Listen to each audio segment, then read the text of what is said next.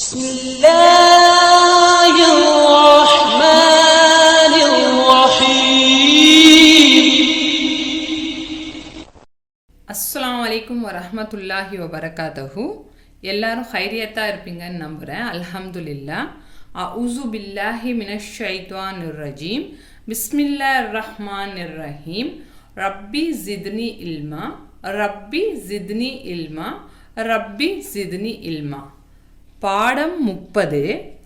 Noon சாக்கின் அல்லது தன்வீனுக்கு பிறகு பா என்ற எழுத்து வந்தால் நூன் சாக்கின் அல்லது தன்வீனை மீமாக மாற்றி ஹுன்னாவுடன் ஓத வேண்டும். இந்த சட்டத்திற்கு இஹ்லாப் என்று சொல்லப்படும். பா என்ற எழுத்து வந்தால் நூன் சாக்கின் அல்லது தன்வீனை மீமாக மாற்றி ஹுன்னாவுடன் ஓத வேண்டும். எப்போவுமே பார்த்தீங்கன்னா உங்களுக்கு நூனே சாக்கின் அல்லது தன்வீன் வந்துச்சுன்னா கண்டிப்பாக நீங்கள் அங்கே ஏதாவது ஒரு சட்டம் இருக்கும். இஃபா இருக்கும், இல்லை ஹார் இருக்கும். பாவோட சட்டம் என்னன்னா இஹ்லாப். பாவை மீமாக மாற்றி படிப்பதற்கு இஹ்லாப் என்று சொல்லப்படும். சரியா?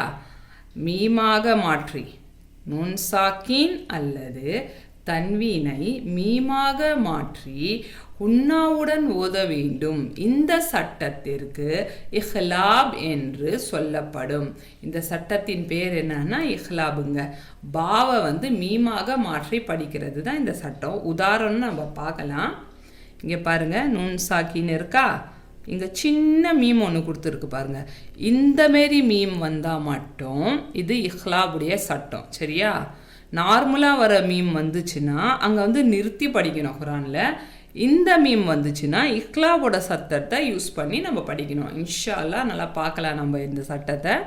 ஒன்றும் இல்லைங்க, இந்த நூனை மறைச்சிட்டு இந்த மீமை இந்த மீம் கூட சேர்த்து படிக்கிறது தான் இஹ்லாபுடைய சட்டம்.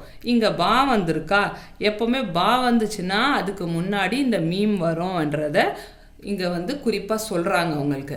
இங்கே பாருங்கள், மீம் மீம் ஜேர் மிம், மிம் பாது, மிம் பாது, மீம் மீம் ஜேர் மிம், பா ஐன் ஜா பா, தால் பேஷ் து, மிம் பாது, மீம் மீம் ஜேர் மிம், பா ஐன் ஜா பா, தால் பேஷ் து, மிம் பாது, மீம் மீம் ஜேர் மிம், பா ஐன் ஜபர் பா, தால் பேஷ் து, மிம் பாது, பா.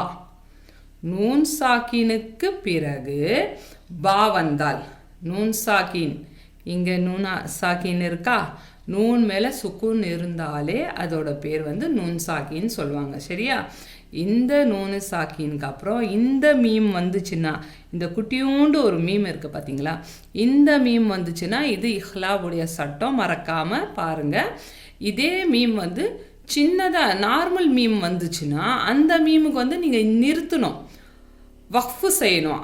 வக்ஃபோட சட்டம் மாரி இது இஹ்லாப். இஹ்லாவுடைய சட்டத்தில் மீம் இந்த மாரி தான் வருங்க.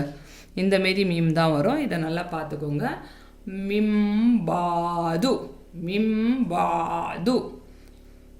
ஹபீரம் பசீரன், ஹா ஜபர் ஹா, பாயா ஜேர் பி, ஹபி, ராமீம் தோ ஜபர் ரம், ஹபீரம் பசீரன், பா ஜபர் பா, ஸ்வாத்தியா ஜேர் சி, பசி, ராதோ ஜபரன், பசீரன்.